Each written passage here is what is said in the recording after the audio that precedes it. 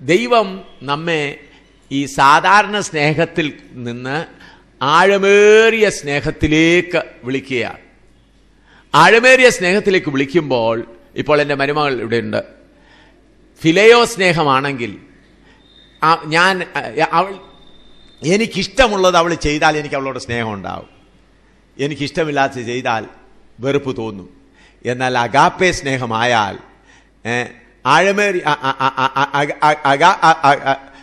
അഗാപ്പേ സ്നേഹമായാൽ അവൾ എന്ത് തെറ്റ് ചെയ്താലും, അവളെന്നെ സ്നേഹിച്ചാലും ഇല്ലെങ്കിലും അവൾക്ക് വേണ്ടി സ്നേഹം ധാരാളമായി എന്ത് ചെയ്യും? പകരപ്പെട്ടുകൊണ്ടിരിക്കും. സോ ഫിലയോ ലവ് എന്ന് പറഞ്ഞാൽ, ഫിലയോ സ്നേഹം എന്ന് പറഞ്ഞാൽ ഒരു ബക്കറ്റിനകത്ത് കുറച്ച് സ്നേഹം കൊണ്ട് നടക്കുക. അഗാപ്പേ സ്നേഹം എന്ന് പറഞ്ഞാൽ സമുദ്രം പോലെ നിറഞ്ഞ സ്നേഹമാണ്. അപ്പോൾ ആ സമുദ്രം പോലെ നിറഞ്ഞ സ്നേഹം വരുന്നത് ഇപ്പോൾ ഫിലയോ ലവ് എന്ന് പറഞ്ഞാൽ എനിക്ക് വേണ്ടി, ഇത്ര പേർക്ക് വേണ്ടി മാത്രം, എൻ്റെ മരുമകൾക്ക് വേണ്ടി അല്ല എൻ്റെ മോൾക്ക് വേണ്ടി മാത്രം, അതാണ്. എന്നാൽ ഫിലയോ അഗാപ്പേ സ്നേഹം എന്ന് പറഞ്ഞാൽ സ്നേഹത്തിൽ എത്രമാത്രം ആഴമുണ്ടോ ആ ഉന്നതമായ അനുഭവത്തിലേക്ക് വരണം. ആ ഉന്നതമായ അനുഭവത്തിലേക്ക് എല്ലാവരും വരാൻ ഒക്കുകയില്ല. ഇപ്പോൾ വിവാഹം കഴിച്ച ഭാര്യയെ തീർച്ചയായിട്ടും കൊണ്ടുവരാമെന്ന് വിചാരിച്ചാൽ സാധിക്കുകയില്ല. അവൾ തന്നെത്താൻ ഒരുങ്ങി വരണം.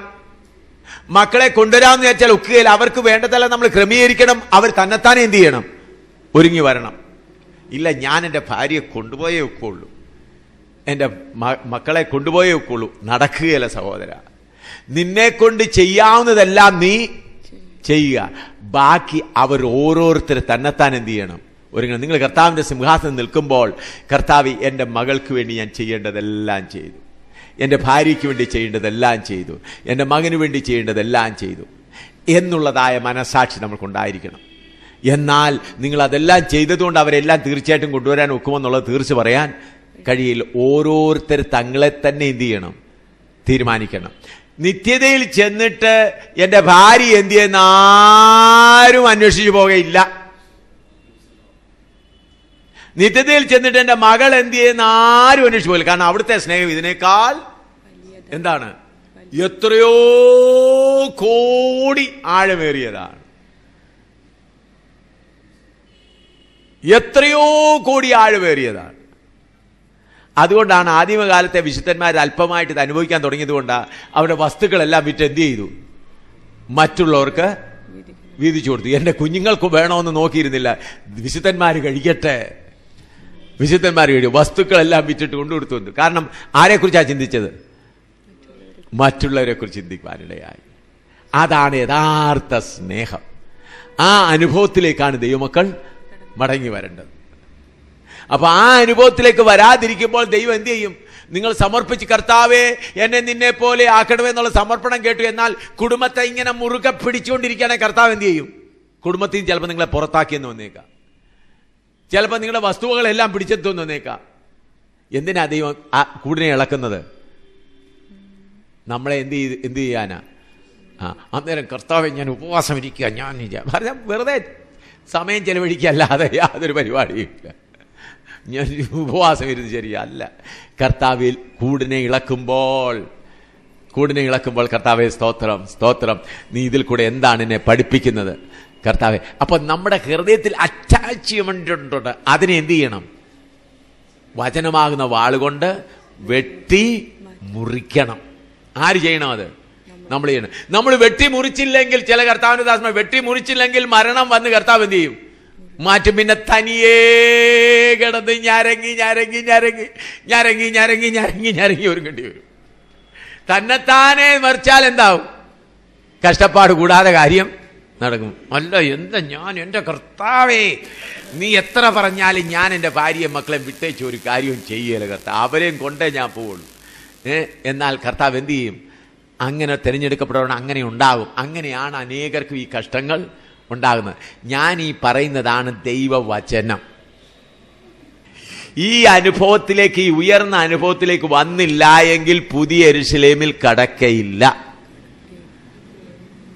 പുതിയ യെരൂശലേമിൽ കടക്കണമെങ്കിൽ ക്രിസ്തുവിന്റെ ശരീരമാകുന്ന സഭയ്ക്കുള്ളിൽ നടക്കുന്ന ആ സ്നേഹത്താൽ നാം എന്തായിത്തീരണം? ബന്ധിതരായിത്തീരണം. സോ ആ അനുഭവത്തിലേക്ക് കൊണ്ടുവരുവാൻ കർത്താവ് ചിലപ്പോൾ എന്ത് ചെയ്യും? കഷ്ടങ്ങൾ അനുവദിക്കും, ചിലപ്പോൾ രോഗങ്ങൾ അനുവദിക്കും, ചിലപ്പോൾ കഷ്ടങ്ങൾ അനുവദിക്കും. അപ്പോൾ ഉടനെ ഇപ്പോൾ ഉദാഹരണമായി ഞാൻ ഇരിക്കുകയാണ്, ഒരു ഭാര്യയും ഭർത്താവും ഒരുപാടങ്ങ് സ്നേഹിക്കുക. ഉടനെ കർത്താവ് ഭാര്യയ്ക്ക് ഡയബറ്റീസ് അയച്ചു, അല്ലെങ്കിൽ ഭർത്താവിന് ഡയബറ്റീസ് അയച്ചു, അല്ലെങ്കിൽ കാൻസർ രോഗം അയച്ചു. അപ്പോൾ കർത്താവ് എന്തോ ആ കാൻസർ രോഗത്തിൽ പറയുന്നത്, നീ നിന്റെ ഭാര്യയെ ഇത്ര അധികം സ്നേഹിക്കുന്നല്ല, എന്നാൽ നീ ഒന്ന് പിടിച്ചു നിർത്തിക്കേ, ഞാൻ കാൻസർ രോഗം കൊണ്ട് എന്നെ വേർപെടുത്താൻ പോവുക. അന്നേരം ഭർത്താവ് എന്ത് ചെയ്യണം? കർത്താവേ എന്നോട് ക്ഷമിക്കണേ, ഞാൻ എൻ്റെ ഭാര്യയെ ഒത്തിരി സ്നേഹിച്ചു, എന്നാൽ ഇനിയും വചനപ്രകാരം നിന്നെ ഞാൻ കൂടുതൽ സ്നേഹിക്കും എന്ന് പറഞ്ഞു കഴിഞ്ഞ് കാര്യം ശരിയാകുമ്പോൾ ചിലപ്പം കാൻസർ എവിടെ പോയെന്ന് കാണാനറിയത്തില്ല. ഹല്ലേലൂയ. അങ്ങനെയാണ് ഓരോ. അന്നേരം നമ്മൾ എന്ത് ചെയ്യും? കാൻസർ വന്ന് മരുന്ന് കൊടുത്ത്, ഡോക്ടറെ എൻ്റെ ഭാര്യയെ രക്ഷിക്കണേ. ഈ വസ്തുവിന്റെ ഡോക്ടർ എത്ര കോടി രൂപ വേണം? 2 ലക്ഷം വേണോ, 3 ലക്ഷം വേണോ? വസ്തു വിറ്റേച്ച് തരാം, എന്നാൽ എൻ്റെ ഭാര്യയെ രക്ഷിക്കണേ. 5-6 ദിവസം കഴിഞ്ഞ് ഡോക്ടർ പറയും, ഒക്കുകയല്ല സഹോദര. പിന്നെ നെഞ്ചത്ത് കൈയടിച്ച്, അയ്യോ എന്നെ സ്നേഹിച്ച് എൻ്റെ ഭാര്യ പോയി. പിന്നിരുന്ന് കരച്ചിൽ 2 വർഷം കിടന്ന് കരഞ്ഞു. പിന്നെ ആ കണ്ണ് തെളിയുന്നത്, അപ്പൊ ഇനി യേശുവിനെ വിളിക്കാമല്ലോ എന്ന്. അങ്ങനെ ദൈവത്തിന് നമ്മുടെ ചൂട് കൂട്ടുന്നതിന് പകരമായി നാം നേരത്തെ തന്നെ ലൂക്കോസ് 14:26 മുതലുള്ള 33 പ്രായോഗികമാക്കണം. അതുകൊണ്ടാണ് അപ്പോസ്തലനായ പൗലോസ് പറയുന്നത്, സഹോദരന്മാരെ വായിച്ചാൽ 1 കൊരിന്ത്യർ 7:29-31 വരെ വായിച്ചാൽ, 1 Corinthians chapter 7:29-31.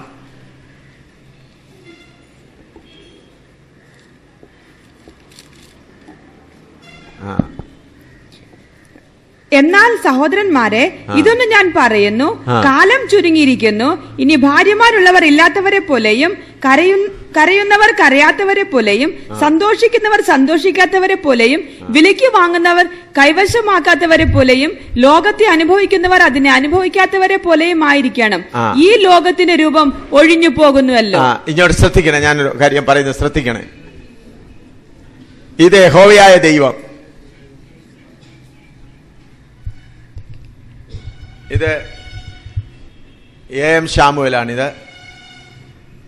ഇത് എ.എം. ശാമുവേലിന്റെ ഭാര്യ, ഇത് എ.എം. ശാമുവേലിന്റെ മക്കൾ. എ.എം. ശാമുവേലിന് ദൈവവുമായിട്ട് അടുക്കണമെങ്കിൽ, ദൈവവുമായിട്ട് കൂടുതൽ വരണമെങ്കിൽ എന്ത് ചെയ്യണം?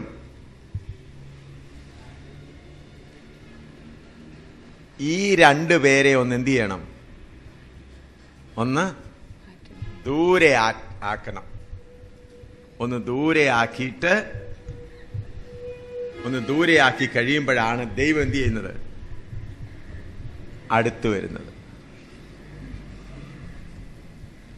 ദൈവം അടുത്തു വന്നെങ്കിൽ മാത്രമേ നമ്മുടെ ജഡസ്വഭാവം എന്താവുകയുള്ളൂ? മാറുകയുള്ളൂ. ദൈവത്തോടടുത്ത് വരുന്തോറുമാണ് നമ്മുടെ അഴുക്ക് സ്വഭാവങ്ങൾ വെളിപ്പെടുന്നത്. നമ്മളിലുള്ള മാലിന്യങ്ങൾ എപ്പോഴാണ് വെളിപ്പെടുന്നത്? ദൈവത്തോട് അടുത്തു വരുമ്പോൾ. എന്നാൽ പലപ്പോഴും നമ്മൾ ഭർത്താക്കന്മാർ ഇങ്ങനെ ഭാര്യയോടും മക്കളും അടുത്തിരിക്കുന്നത് കൊണ്ട് നമ്മിൽ ഒരുപാട് മാലിന്യങ്ങളുണ്ട്. എന്താകുന്നില്ല, അത് മാറുന്നില്ല. ദൈവത്തോട് അടുത്ത് വരണമെങ്കിൽ മറ്റുള്ളവരെ എന്ത് ചെയ്യണം? ഒന്ന് മാറ്റി നിർത്തിയേ മതിയാവുള്ളൂ. കാരണം അങ്ങനെ മാറ്റി നിർത്തിയെങ്കിൽ മാത്രമേ ദൈവത്തോടുകൂടെ എവിടെ വാഴുവാൻ കഴിയുള്ളൂ? പുതിയ യെരൂശലേമിൽ. അപ്പൊ നമ്മുടെ സ്വഭാവം ദൈവ സ്വഭാവമായി തീരണം. എന്നാൽ നമ്മൾ എന്ത് ചെയ്യും? ദൈവം എത്ര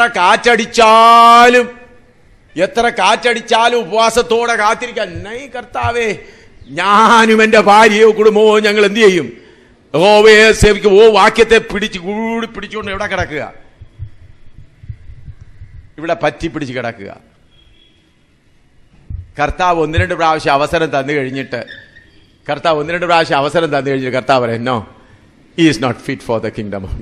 ഇവന് പുതിയ യെരൂശലേമിന് യോഗ്യൻ അല്ല. ഇവൻ പഴയ പുതിയ യെരൂശലേമിന് വെളിയിൽ കിടക്കട്ടെ. എന്നാൽ കാറ്റ് വരുമ്പോൾ, കർത്താവ് അകറ്റുമ്പോൾ, കർത്താവേ ഞാൻ നിന്നോട് അടുത്ത് വരുന്നു. യഹോവയായ ദൈവം അടുത്ത് വന്നു. യഹോവയായ ദൈവത്തോട് അടുത്ത് വന്നു. യഹോവയുടെ അടുത്ത് അടുത്ത് വന്നപ്പോൾ പിന്നെ ഭാര്യയും ഭർത്താവും മക്കളൊക്കെ ആയി. അതിന് വെളിയിലായി. യഹോവയുമായിട്ടുള്ള ആ സംസർഗത്തിന് എന്തായി? വെളി.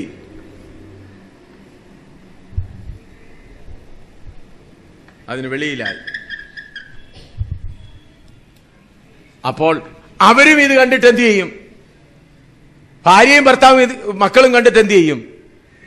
ഞങ്ങളുടെ അപ്പൻ അകന്നു പോയല്ലോ, ഞങ്ങൾക്കിനി ആര് വേണം? യഹോവയായ ദൈവം വേണം. അവരും യഹോവയായ ദൈവത്തിലേക്ക് വരും. അവരും എന്ത് ചെയ്യും? കർത്താവെ, ഞങ്ങൾക്ക് ആശ്രയം ആരേ ഉള്ളൂ? ദൈവമേ ഉള്ളൂ എന്ന് പറഞ്ഞ് അവരും എന്ത് ചെയ്യും? യഹോവയുടെ അടുത്ത് വരും. അപ്പോൾ മുഴുവൻ കുടുംബം എന്ത് ചെയ്യും? യഹോവയുടെ സാന്നിധ്യത്തിൽ വരും. അതാണ് യഥാർത്ഥ മാർഗം. അല്ലെങ്കിൽ നിങ്ങളുടെ മക്കളും എന്ത് ചെയ്യും? പുതിയ യെരൂശലേമിന് വെളിയിലാവും, നിങ്ങളും പുതിയ യെരൂശലേമിന് വെളിയിൽ. അതുകൊണ്ട് പലപ്പോഴും കർത്താവ് ശോധന അയക്കുന്നത് അതിനു വേണ്ടിയാണ്. Now I'll explain this in English one more time. See, God, I just tell you, this is God and this is A.M. Samuel. All of you can see this, please see it here. This is God, this is A.M. Samuel, and this is A.M. Samuel's wife, and this is A.M. Samuel's children. God wants to come near A.M. Samuel. If God has to come near, then these two, wife and children, should get away. Wife, and then God comes near to you. When God comes near to you, then your nature becomes God's nature. Until and unless God comes near to you, you cannot find out what is your weakness. We all have our human nature. Our human nature has to be transformed into divine nature. When God comes near you, then only you know what is your weakness. If always have wife and children never, you will never know your weakness. When God comes close to you, when God comes and checks your life, when God's presence examines your life, then you will know where is wrong, what attractions you have. Then your nature will be changed into the divine nature. Then your wife, for example, your wife also a little away, then she also thinks, my husband is, I cannot lean on my husband. She will call on God. God, I am alone. Then God also come near to them. Then the children also cry, oh Father, my father is not responsible to me. You are only with me. Then God comes to them also. Then the whole family comes in the presence of glorious presence of God. Then the whole family will be found in the kingdom of God in New Jerusalem. This is the only way. There is no other shortcut. There is no other shortcut.